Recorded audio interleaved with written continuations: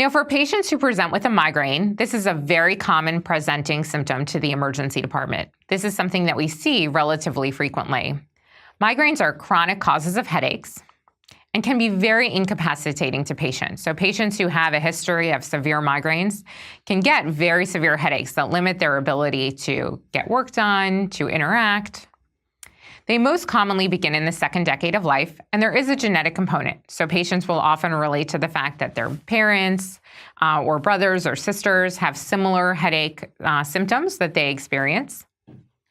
Patients with migraines can present with lots of different symptoms. A common one is that they may have an aura associated with their headache. And what we mean by an aura is that they may see spots prior to their headache, or they may have other sensations that they experience prior to their headaches or when their headaches are first beginning. Patients with migraines also can present with a handful of other symptoms. So common things that patients have are photophobia, which is when bright lights will bother patients. The classic thing that you sometimes may see is patients who present with migraine headaches may come into the emergency department wearing sunglasses, even though it's kind of dark outside. So at night, that's a classic sign of patients who have migraine headaches.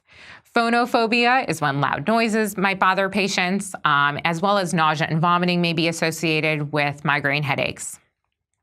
In extreme cases, patients may also present with neurologic abnormalities with their migraine headaches, such as dizziness, and actually patients may experience weakness as well, and really might mimic very closely a stroke. So sometimes when these patients present with those symptoms, especially if they don't have a history of migraine headaches, you definitely can sometimes be a little bit confused or trying to sort out whether or not this is a migraine or a more serious neurologic problem. So what should we do for these patients? So for some patients, you may need to get some neuroimaging. So you might need to get a head CT for patients who have a new headache. So they say that I've never had a headache like this before. For patients who are immunocompromised, patients who are on medications that might suppress their immune system, or patients who have underlying diseases that can make them be immunocompromised, the classic one being HIV or AIDS.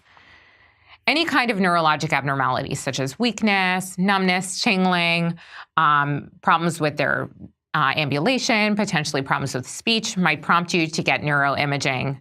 And then sudden onset of headache is the other thing that might make you more concerned or point you in that direction.